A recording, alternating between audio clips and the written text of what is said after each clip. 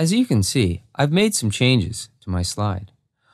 What I want to be able to do is show my audience how I hook up my Godin MIDI guitar and have the information go from that MIDI guitar into my Axon MIDI interface, from there into my Mac computer, and end up in my Sibelius notation package.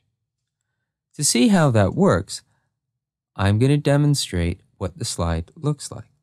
To see how that all works, I'm going to hold down the Option and the Command key and tap the letter P to play the slideshow.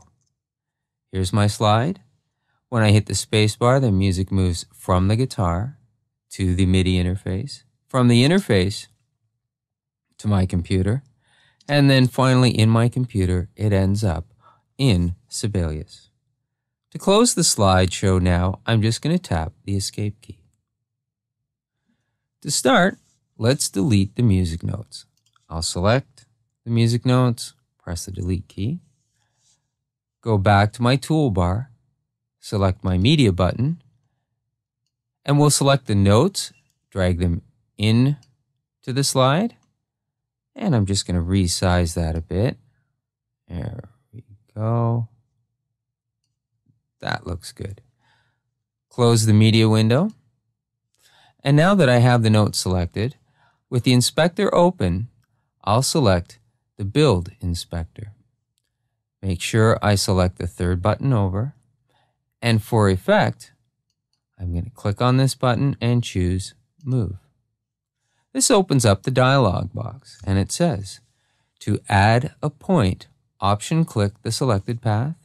To change a path to straight or curved, click a Path button in the Action pane on the Build Inspector. That's right here. To toggle the selection between the ghost image and the original object, use the Tab key. Right here, you can see there's a ghost image of where the notes are moving to. First, I'm going to move this out of the way. Click and drag on this point and place it where I want the notes to appear. That looks good. And the first option says to change that from straight to curved. I'll choose curved. If I click in the preview button, you can see how that moves. It's kind of a big jump. To adjust this, I click and hold in the middle button and drag it down, and I can adjust how that curve looks. And if I don't like the curve, I can select it and press Delete.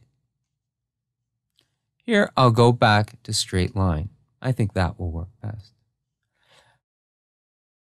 Now, what I'll do to add the next path is I'll hold down the Option key and click. Now I have another path, and I'm going to click and hold and move it over, and again, I get the ghosted image, which helps me place where I want this to stop. To add another point so that the music notes end up right on the computer screen, I hold down the Option key and I click again. And now I take it and I place it inside the screen. And if I go to the preview area, I can see there are the notes moving from the bottom of the computer on to the screen. Now, to play that, I simply click on my slide, hold down the Option and Command key, tap the letter P, hit the space bar. There's my first move, my second, and my last move.